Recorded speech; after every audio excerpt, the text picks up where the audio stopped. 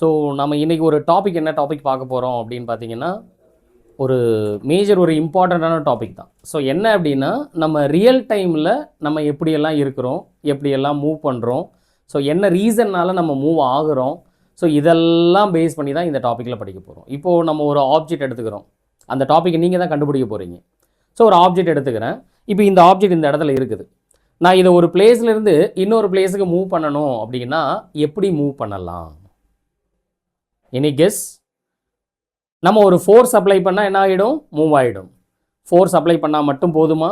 அதில் வேறு என்னென்ன ஆக்ட் ஆகுது அப்படிங்கிறதெல்லாம் நம்மளுக்கு தெரியணும். இப்போ ஒரு பெரிய சைஸ் ஒரு டேபிள் இந்த இடத்துல இருக்குது, நான் இப்போ அதை மூவ் பண்ணணும் அப்படின்னா என்னால் மூவ் பண்ண முடியுமா? I can moving. ஏன் ஈஸியாக என்னால் மூவ் பண்ண முடியும் அப்படிங்கிறது பார்த்தீங்கன்னா என்னோடய ஃபோர்ஸ் அந்தளவுக்கு நான் கொடுக்கலாம். இது ஒரு பெரிய டேபிள் இருக்குது, ஆனால் ஒரு குழந்தையால் வந்து அதை மூவ் பண்ண முடியுமா அப்படின்னா கண்டிப்பாக முடியாது. என்ன ரீசனு? அந்த ஃபோர்ஸ் அந்த குழந்தை கொடுக்குது, ஒரு அமௌண்ட் ஆஃப் ஃபோர்ஸ் கொடுக்குது, பட் ஏன் மூவ் ஆகலை அப்படிங்கிறதுக்கு என்ன காரணம் அப்படின்னு பார்த்தீங்கன்னா அதுக்கு ஆப்போசிட் டு த டைரக்ஷன்லையும் some amount of force act ஆகிட்டு இருக்குது. அப்போ நம்ம இந்த டாப்பிக்கில் என்ன படிக்க போகிறோம் அப்படின்னு பார்த்தீங்கன்னா ஃபோர்ஸ்னால் என்ன, அந்த ஃபோர்ஸ்னால் என்னென்ன காசஸ் எல்லாம் இருக்குது அப்படிங்கிறத நம்ம இந்த டாப்பிக்கில் படிக்க போகிறோம். சரிங்களா?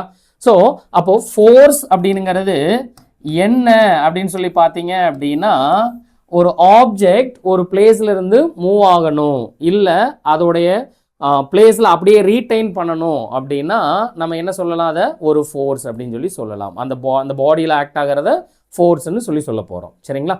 இப்போது ஃபார் எக்ஸாம்பிள் நான் என்ன கன்சிடர் பண்ணுறேன் அப்படின்னா இது ஒரு மாஸ் இல்லை ஒரு ஆப்ஜெக்ட் நான் எடுத்துக்கிறேன். அந்த ஆப்ஜெக்டை நான் என்ன பண்ணணும்? ஒரு பிளேஸ்லேருந்து இன்னொரு பிளேஸுக்கு நான் மூவ் பண்ணணும். அப்போ நான் என்ன பண்ணுறேன் அப்படின்னு பார்த்தீங்கன்னா இதில் நான் ஒரு ஃபோர்ஸ் அப்ளை பண்ணுறேன். இந்த ஃபோர்ஸ் நான் அப்ளை பண்ணும்போது இந்த ஆப்போசிட் டு த டைரக்ஷனில் ஏதாவது ஃபோர்ஸ் ஆக்ட் ஆகுதா இல்லையா அப்படிங்கிறது தட் இஸ் கம்பல்சரி நம்ம செக் பண்ணணும். அப்போது இங்கே நான் என்ன கன்சிடர் பண்ணுறேன் அப்படின்னா இந்த சர்ஃபேஸை நான் என்னவா கன்சிடர் பண்ணுறேன் அப்படின்னா ஃப்ரிக்ஷன்லெஸ் சர்ஃபேஸாக கன்சிடர் பண்ணுறேன். என்ன சர்ஃபேஸாக கன்சிடர் பண்ணியிருக்கிறேன்? ஃப்ரிக்ஷன்லெஸ் சர்ஃபேஸாக கன்சிடர் பண்ணுறேன். அப்போ என்ன ரீசன் என்ன ஆகும்? நான் ஈஸியாக மூவ் பண்ணி விட்டுறலாம். இப்போ ஃபார் எக்ஸாம்பிளுக்காக நம்ம சொல்லணும் அப்படின்னா ஒரு ஐஸ் பார் எடுத்துக்கோங்க. இந்த ஐஸ் பாரை நம்ம ஒரு பிளேஸில் கொண்டு போய் ஃபிக்ஸ் பண்ணுறோம் அப்படின்னா அதுக்கு மேலே நம்மளால் ஈஸியாக ஏறி நிற்க முடியுமா? கண்டிப்பாக முடியாது. அதுக்கு பதிலாக ஒரு டேபிள் இருக்குதுன்னு வச்சுக்கோங்க, நம்மளால் அது மேலே ஏறி நிற்க முடியுமா? கண்டிப்பாக முடியும். ரெண்டுலேயுமே நம்ம தான் மேலே ஏறி நிற்கிறோம். ஆனால் ரெண்டுக்கு என்ன டிஃப்ரென்ஸு? அந்த ஐஸ் பாருக்கும் நம்ம பாடிக்கும் இடையில ஏதாவது ஃபோர்ஸ் ஆக்ட் ஆகுமா? கண்டிப்பாக இருக்காது. ஆனால் நம்மளுடைய அந்த டேபிளுக்கும் நம்ம பாடிக்கு என்ன இருக்கும்? ஒரு ஃபோர்ஸ் ஆக்ட் ஆகும். என்ன ரீசன்னால் அங்கே ஃபோர்ஸ் ஆக்ட் ஆகலை அந்த ஃபஸ்ட்டு கேஸில், இதில் என்ன ரீசன்னால் செகண்ட் கேஸில் ஃபோர்ஸ் ஆக்ட் ஆகுது? ஸோ விச் மீன்ஸ் அந்த சர்ஃபேஸு ஒரு ஃபோர்ஸை கொடுத்துருக்குது. அந்த சர்ஃபேஸ் ரஃப்பாக இருந்துச்சு அப்படின்னா அந்த மோஷன் என்ன பண்ணும்? அந்த சர்ஃபேஸ் ஆப்போஸ் பண்ணும். அதுதான் ஃப்ரிக்ஷன். சரிங்களா? அப்போது நம்ம ரெண்டு டைப் ஆஃப் ஃபோர்ஸ் பார்க்குறோம். ஒன்று என்ன அப்படின்னா நம்ம அப்ளை பண்ணுற அப்ளைடு ஃபோர்ஸு, இன்னொன்று என்ன அப்படின்னு பார்த்தீங்க அப்படின்னா அதுக்கு ஆப்போசிட் டைரக்ஷனில் ஆக்ட் ஆகிற இந்த ஃப்ரிக்ஷன் ஃபோர்ஸு. சரிங்களா? ஸோ இப்போ இதை பற்றி தான் இந்த டாப்பிக்கில் படிக்க போகிறோம். சரிங்களா? ஸோ இப்போ ஒரு கொஷின், இப்போ நான் இந்த பிளேஸில் நின்றுட்டு இருக்கிறேன், என்னோட பாடியில் ஏதாவது ஒரு ஃபோர்ஸ் ஆக்ட் ஆகுதா இல்லையா? ஆக்ட் ஆகுமா இல்லையா? கண்டிப்பாக ஆக்ட் ஆகும். அப்புறம் ஏன் சார் நீங்கள் மூவ் ஆகலை, நீங்கள் அதே பிளேஸில் தான் நின்றுட்டு இருக்கிறீங்க அப்படின்னு ஒரு கொஷின் கேட்குறீங்க அப்படின்னா இங்கே என்ன ரீசன்னால் நான் ஒரே பிளேஸில் நின்றுட்டுருக்கிறேன் அப்படின்னு பார்த்தீங்கன்னா இப்போ இந்த இடத்துல என்ன ஆக்ட் ஆகுது அப்படின்னா நெட் ஃபோர்ஸை பற்றி நம்ம பார்க்கணும். நெட் ஃபோர்ஸ் இந்த இடத்துல என்னது அப்படின்னா 0. எப்படி சார் 0ன்னு சொல்கிறீங்க அப்படின்னு பார்த்தீங்கன்னா இப்போ இந்த இடத்துல ஒரு பர்சன் நின்றுக்கிட்டு இருக்கிறாங்க அப்படிங்கும்போது இதில் என்னென்ன ஃபோர்ஸ் ஆக்ட் ஆகும்? இப்போ இங்கே ஹரிசாண்டலாக நம்ம சொன்னோம் இல்லையா, ஒரு ஃப்ரிக்ஷனல் ஃபோர்ஸ் இருக்குது, சர்ஃபேஸு ஃப்ரிக்ஷனாக இருந்துச்சு அப்படின்னா, ஃப்ரிக்ஷன் லெஸ் இல்லை அப்படின்னா நம்மளுக்கு இந்த பிரச்சனை கிடையாது. சரிங்களா? அப்போது இங்கே நம்ம நின்றுக்கிட்டு இருக்கிறோம் அப்படின்னா இங்கே என்னென்ன ஃபோர்ஸ் ஆக்ட் ஆகும்? வெர்டிக்கல் ஃபோர்ஸ் ஆக்ட் ஆகும். அப்போ என்னென்ன மாதிரியான வெர்டிக்கல் ஃபோர்ஸ் ஆக்ட் ஆக போகுது? அப்போ இதில் பார்த்தீங்க அப்படின்னா என்னோட பாடியுடைய வெயிட்டுக்கு ஒரு கிராவிடேஷனல் ஃபோர்ஸ் ஆக்ட் ஆகும். அப்போ இந்த சர்ஃபேஸ் என்ன பண்ணும், ஒரு ஃபோர்ஸ் ஆப்போசிட் டு த டைரக்ஷன்ல கொடுக்கும். அது என்ன ஃபோர்ஸு, நம்ம நார்மல் ஃபோர்ஸ்ன்னு சொல்லுவோம். இந்த லாஜிக் என்ன அப்படிங்கிறது எல்லாருக்குமே தெரியும். அது என்ன லா, ஏதாவது ஐடியா இருக்குதா? நம்மளுக்கு லா ஆஃப் ஃபிசிக்ஸில் ஃபோர்ஸை யார் நம்மளுக்கு கண்டுபிடிச்சி சொல்லி கொடுத்தாங்க அப்படின்னா எல்லாருமே சொல்லிடுவாங்க ஈஸியாக நியூட்டன் தான் கண்டுபிடிச்சி கொடுத்தாரு அப்படின்னு. ஆனால் அவர் ஒரு 3 ரூல் கொடுத்துருக்கிறாரு. ஆனால் அந்த 3 லாவில் ஒரு லா யார் கேட்டாலும் சொல்லிடுவாங்க. அந்த லா என்ன, அதுதான் நியூட்டன்ஸுடைய தேர்டு லா. சரிங்களா, நம்ம இன்னும் ஃபர்ஸ்ட் லா செகண்ட் லா பார்க்கல, நம்ம டைரெக்டாக தேர்ட் லாவுக்கு போயிட்டோம். ஏன் அப்படின்னா எல்லாருக்குமே இந்த தேர்ட் லா தெரியும். என்ன லா அது, every action having equal and opposite reaction அப்படிங்கிறது. கரெக்டா, அது எல்லாருக்குமே தெரியும். அதே மாதிரி தான் இப்போது இந்த சர்ஃபேஸ் எடுத்துக்கிட்டிங்கன்னா நான் அந்த சர்ஃபேஸுக்கு மேலே நின்றுக்கிட்டு இருக்கிறேன். அப்போது நான் ஒரு ஃபோர்ஸை இந்த சர்ஃபேஸுக்கு கொடுக்குறேன்னா அப்போ இந்த ஃபோர்ஸ் என்ன பண்ணும், ஒரு ஃபோர்ஸை ஆப்போசிட் டைரக்ஷனில் கொடுக்கும். அப்போது இங்கே நம்மளுக்கு நெட் ஃபோர்ஸ் என்னவாயிடும், ரெண்டுமே பேலன்ஸ் ஆகிடுச்சு இல்லையா, அப்போ அங்கே 0 ஆகிடும். அதனால தான் அந்த பாடி என்ன ஆகுது, அப்படியே ரெஸ்ட்டில் இருக்குது. இதுக்கு பேர் என்ன சொல்லுவோம் அப்படின்னா இனர்ஷியா அப்படின்னு சொல்லுவோம். அதாவது ஒரு பாடி அப்படியே ஒரே பொசிஷனில் இருக்குது, விச் மீன்ஸ் மூவ் ஆச்சுன்னா அது மூவ் ஆகிட்டே போயிட்டு இருக்குது. ரெஸ்ட்டில் இருக்குது அப்படின்னா அது ரெஸ்ட்லேயே இருக்குது. ஸோ அப்போ அதுக்கு பேர் நம்ம என்ன சொல்லுவோம், இனர்ஷியா அப்படின்னு சொல்லுவோம். ஸோ அதுதான் ஆக்சுவலாக நியூட்டன்ஸுடைய ஃபர்ஸ்ட் லா. சரிங்களா, இப்போ நம்மளுக்கு தெரிஞ்சது என்னது, நியூட்டன்ஸுடைய தேர்ட் லா தெரியும். ஏன்னா எல்லா ஆக்ஷனுக்கும் ஆப்போசிட் டைரக்ஷனில் நம்மளுக்கு ஒரு ரியாக்ஷன் இருக்குது அப்படிங்கிறது. அப்போ அந்த ரீசன்னால இங்கே நெட் ஃபோர்ஸ் என்ன ஆயிடுச்சு, 0 ஆயிடுச்சு. அப்போ இந்த நெட் ஃபோர்ஸ் 0 ஆனதுனால என்னோட பாடி நான் இனிஷியலாக ரெஸ்ட்டில் இருந்ததுனால எப்படி இருக்கிறேன், ரெஸ்ட்லேயே இருக்கிறேன். இல்லை நான் மூவ் ஆகிட்டு இருக்கிறேன் ஆனால் எனக்கு ஃப்ரண்ட் சைட்லேயும் ஒரு ஃபோர்ஸ் ஆக்ட் ஆகுது, பேக் சைட்லேயும் ஒரு ஃபோர்ஸ் ஆக்ட் ஆகுது அப்படின்னா அப்போயும் நான் என்ன பண்ணுவேன், ரெஸ்ட்டில் இருப்பேனா இல்லை மூவ் ஆவனா? அந்த டைமில் என்ன நடக்கும் அதை கொஞ்சம் யோசிச்சு பாருங்க. கண்டிப்பாக நான் மூவிங்கில் தான் இருப்பேன். ஏன் அப்படின்னா எனக்கு ஃப்ரண்ட் சைடில் ஆக்ட் ஆகிற ஃபோர்ஸும் பேக் சைடில் ஆக்ட் ஆகிற ஃபோர்ஸும் ரெண்டு என்னவாயிடும், பேலன்ஸ்ட் ஆகிடும். அப்போ அந்த இடத்துல என்ன நடக்குது, நெட் ஃபோர்ஸு 0 ஆகிடுச்சு. அப்போ எங்கெல்லாம் நெட் ஃபோர்ஸ் 0 ஆகுதோ அங்கெல்லாம் என்ன ஆக்ட் ஆகும், என்ன பேர் சொல்லலாம், அந்த இடத்துல தான் நம்மளுக்கு இனர்ஷியா இருக்குது. அப்போ இந்த ஒரு இதுலேயே பாருங்கள் 2 லாவை நம்ம படிச்சிட்டோமா. ஃபர்ஸ்ட் லா என்ன படிச்சிருக்கிறோம், இனர்ஷியா, இதுதான் first law. Next third law என்ன படிச்சிருக்கிறோம், every action having equal and opposite reaction. அப்போ இது ரெண்டுலையுமே என்ன பேலன்ஸ்டாக இருக்குது, இந்த நெட் ஃபோர்ஸ் அப்படிங்கிறது தான் பேலன்ஸ்டாக இருக்குது. அப்போ நெட் ஃபோர்ஸ் பேலன்ஸ்ட் ஆகிடுச்சு அப்படின்னாலே அந்த பாடியில் என்ன ஆக்ட் ஆகும், நம்மளுக்கு இனர்ஷியா தான் ஆக்ட் ஆகும். சரிங்களா, அப்போ அந்த பாடி என்ன ஆகுது, அது ரெஸ்ட்டில் இருந்துச்சுன்னா ரெஸ்ட்லேயே இருக்கும், மூவிங்கில் இருந்துச்சுன்னா மூவிங் ஆக ஆரம்பிச்சிடும். புரிஞ்சுதுங்களா? அப்போ 2 லாவை நம்ம ஒரே டைமில் படித்தாச்சு. இன்னொரு லா இருக்குது, நம்ம அந்த லாவை தான் நம்ம என்ன பண்ண போகிறோம் அப்படின்னா அதிகமாக நம்ம நியூமரிக்கல் சால்விங்க்கு யூஸ் பண்ண போகிறோம். சார் அப்போ ஃபர்ஸ்ட் லாவையும் சொல்லியாச்சு, தேர்ட் லாவையும் சொல்லியாச்சு, அப்போ மிடில் உள்ளது என்னது, அதுதான் 2வது லா. இப்போ அதில் தான் என்ன பார்க்க போகிறோம் அப்படின்னா ஆக்சுவலி இந்த ஃபோர்ஸ்னால் என்ன அப்படின்னு சொல்லி பார்க்க போகிறோம். சரிங்களா, இது வரைக்கும் புரிஞ்சதுங்களா? சரி, நம்ம அதுக்கடுத்து மூவ் ஆகலாமா? Okay, right. ஸோ இப்போ இதில் நம்ம என்ன பார்க்க போகிறோம் அப்படின்னா நியூட்டன்ஸுடைய செகண்ட் லாவை நம்ம பார்க்க போகிறோம்.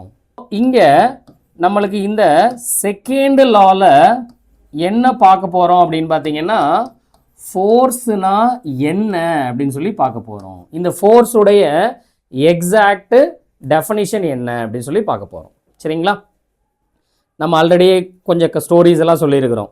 ஒரு ஆப்ஜெக்ட் இருந்துச்சு அப்படின்னா அந்த ஆப்ஜெக்ட்டுக்கு நம்ம ஒரு ஃபோர்ஸ் கொடுக்குறப்ப என்ன சொல்லியிருக்கிறோம், மூவ் ஆகும் அப்படின்னு சொல்லியிருக்கிறோம். அப்போது நான் இங்கே ஒரு ஆப்ஜெக்ட் மூவ் ஆகுது அப்படின்னா அதுக்கு சம் வெலாசிட்டி இருக்குது இல்லையா, அண்டு மாஸும் இருக்குது இல்லையா. அப்போ இந்த மாஸ் அண்டு வெலாசிட்டி இதை பேஸ் பண்ணி தான் நம்ம இந்த ஃபோர்ஸை சொல்ல போகிறோம். அப்போ நம்ம இங்கே என்ன சொல்ல போகிறோம் அப்படின்னா ஃபோர்ஸ் அப்படிங்கிறது directly proportional to rate of change of linear momentum. அதுதான் உங்களுடைய நியூட்டன்ஸுடைய செகண்ட் லா. ஆக்சுவலி இந்த லீனியர் மொமெண்டம் அப்படிங்கிறது என்னன்னு பார்த்தீங்கன்னா மொமெண்டம் அப்படிங்கிறது மாஸ் இன்டு வெலாசிட்டி. சார் அப்போ வெலாசிட்டி மட்டும்தான் இந்த ஃபோர்ஸ்னால ஏதாவது வேரியேஷன் இருக்குமா? நோ. என்ன ஆகும் அப்படின்னா ஃபோர்ஸோடைய காசுனால என்ன நடக்கலாம் அப்படின்னா அந்த பாடியுடைய change in state of motion நடக்கலாம். நெக்ஸ்ட் ஒன் என்ன நடக்கலாம் அப்படின்னா அதோட ஷேப் என்டையராக சேஞ்ச் ஆகலாம். சரியா?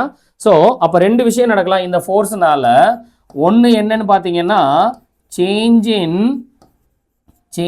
இன் state of motion. Change in state of motion. இன்னொன்று என்ன நடக்கலாம்? அதோடைய ஷேப்பு சேஞ்ச் ஆகலாம். Change the shape. இந்த ரெண்டு விஷயம் என்ன நடக்கலாம்? சேஞ்ச் ஆகலாம். இப்போ ஒரு சின்ன பாடி இருக்குது, நான் லார்ஜ் அமௌண்ட் ஆஃப் ஃபோர்ஸ் கொடுத்தா என்ன ஆகும்? அது உடஞ்சிரும். அப்போது அதோடைய ஷேப் என்டையர் என்ன ஆகிடும்? சேஞ்ச் ஆகிடும். இதே ஃபோர்ஸை கொண்டு போய் நான் ஒரு பெரிய மாசில் கொடுக்குறேன் அப்படின்னா அது ஜஸ்ட் மூவ் ஆகும், அவ்வளோதான். அப்போது அந்த சேஞ்ச் இன் ஸ்டேட் அப்படின்னா என்ன மீனிங் அப்படின்னா ஒரு பாடி ரெஸ்ட்ல இருந்து மூவ் ஆகுறது, அப்படி இல்லை அப்படின்னா மூவ்ல இருந்து ரெஸ்ட் ஆகிறது. சரிங்களா? அதைத்தான் நம்ம change in state of motion அப்படின்னு சொல்லி சொல்கிறோம். ஸோ அப்போ நெக்ஸ்ட் ஒன் பார்த்தீங்க அப்படின்னா அதோடைய ஷேப் மாறுது நம்ம அப்ளை பண்ணுற ஃபோர்ஸ்னால. ஸோ இதுதான் இந்த நியூட்டன்ஸுடைய செகண்ட் லா.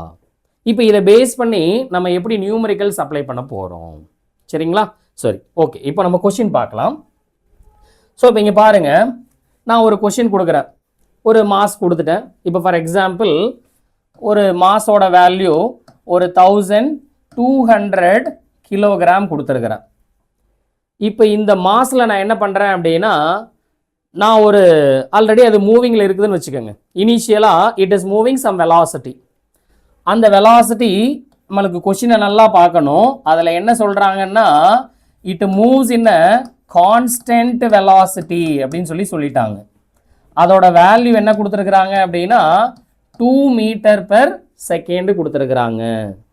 இப்போ இதில் என்ன கேட்குறாங்க அப்படின்னா ஃபோர்ஸு என்ன வரும் அப்படின்னு சொல்லி கேட்குறாங்க. புரிஞ்சதுங்களா? அப்போது நீங்கள் இதில் ப்ராப்ளம்ஸாக நீங்கள் அட்டன் பண்ண வேண்டாம், சும்மா தியரிட்டிக்கலாக நீங்கள் திங்க் பண்ணி பாருங்கள். அது ஆல்ரெடி மூவ் ஆகிட்டு இருக்குது, அதனால தான் கான்ஸ்டண்ட்டாக it is moving the velocity 2 metre per second சொல்லிட்டாங்க. இப்போ இங்கே என்னவா ஃபோர்ஸ் இருக்கலாம்? ஏதாவது கெஸ் பண்ண முடியுதா? அப்சல்யூட்லி. என்ன அப்படின்னா ஃபோர்ஸோட வேல்யூ இங்கே என்னது? 0. ஏன்னா நம்ம ஃப்ரம் த பிகினிங்லேருந்து என்ன சொல்லிட்டு இருக்கிறோம்? ஒரு ஃபோர்ஸ் அப்ளை பண்ணோம்னா அந்த பாடியில் சேஞ்ச் இன் ஸ்டேட் நடக்கணும்னு சொல்லியிருக்கிறோம். ஆனாலும் இந்த பாடி எப்படி மூவ் ஆகிட்டு இருக்குது? ஒன்லி ஒரே ஸ்பீடில் தான் போயிட்டு இருக்குது. அப்படின்னா என்ன அர்த்தம்? அதில் எந்த ஒரு ஃபோர்ஸுமே ஆக்ட் ஆகலை. அதை நம்ம டைரெக்டாகவே என்ன சொல்லிடலாம்? 0ன்னு சொல்லிடலாம். இல்லை சார், நான் ப்ராப்ளம்ஸ் மாதிரி தான் சால்வ் பண்ணுவேன், பண்ணலாம், நோ இஷ்யூ. இப்போ அதுக்கு நம்மக்கிட்ட என்ன ஃபார்முலாஸ் இருக்குது? நியூட்டன்ஸுடைய செகண்ட் லால நம்ம என்ன படிச்சிருப்போம் அப்படின்னா delta P divided by delta டின்னு படிச்சிருப்போம். இதை நம்ம என்ன பண்ணியிருப்போம்? சேஞ்ச் இன் மொமெண்டம் அப்படிங்கும்போது mass into final velocity minus mass into initial velocity divided by டைம்னு சொல்லி படிச்சிருப்போம். கரெக்டாக? இங்கே மாஸ் நம்மளுக்கு கான்ஸ்டண்ட்டாக இருக்குது. அப்போ நம்ம என்ன எழுதுவோம்? v minus u divided by டின்னு எழுதுவோமா? இந்த கொஷினில் ஒரு கண்டிஷன் இருக்குது. என்ன கண்டிஷன் அது? கான்ஸ்டன்ட் வெலாசிட்டி அப்படின்னா என்ன அர்த்தம்? இனிஷியல் வெலாசிட்டி ஃபைனல் வெலாசிட்டி ரெண்டுமே என்னது? Same velocity. அப்போது இதுக்கு என்ன மீனிங் தெரியணும் அப்படின்னா வியும் யூவும் ஈக்குவலாக இருக்குது. அப்போ ரெண்டுமே ஈக்குவலாக இருக்கும்போது என்னவாயிடும்? இதோட வேல்யூ 0ன்னு வந்துடும். புரிஞ்சதுங்களா? அப்போது நம்ம இதை ப்ராப்ளம்ஸாக நம்ம சால்வ் பண்ணி நம்ம ஆன்சர் சொல்ல முடியும். இல்லை அப்படின்னா நம்ம லாஜிக்கலாக திங்க் பண்ணி பார்த்தோம் அப்படின்னாலும் ஈஸியாக ஆன்சர் பண்ணிடலாம். சரிங்களா? ஸோ இந்த மாதிரி ஒரு ஈஸியஸ்ட் கொஷின். இப்போது இந்த இயரில் நீட்டில் ஒரு கொஷின் கேட்டிருந்தாங்க. சரிங்களா? அதை நம்ம கொஞ்சம் சால்வ் பண்ணலாம். சரிங்களா? இப்போ பாருங்கள், அந்த கொஷின் என்ன கேட்டிருக்கிறாங்க அப்படின்னா ஒரு பாடி அதோடைய மாஸ் கொடுத்துருக்குறாங்க, அது ஸ்டேஷ்னரியாக இருக்குதுன்னு சொல்கிறாங்க. அப்போது ஒரு பாடி ஸ்டேஷ்னரியாக இருக்குது அப்படின்னா அந்த பாடியில் ஃபோர்ஸ் ஆக்ட் ஆகுமா ஆக்ட் ஆகாதா? கமெண்ட்ஸில் சொல்லுங்கள் பார்க்கலாம். கண்டிப்பாக என்ன ஆகும்? ஆக்ட் ஆகும். ஏன்? ஸ்டேஷ்னரி இருக்குது சார், அதில் எப்படி சார் ஆக்ட் ஆகும்? நான் உங்களுக்கு என்ன சொல்லியிருக்கிறேன்? நெட் ஃபோர்ஸ் தான் என்னது 0. அப்போ இண்டிவிஜுவலா ஒரு ஃபோர்ஸும் அந்த பாடியில ஆக்ட் ஆகிட்டு இருக்கலாம். புரிஞ்சதுங்களா?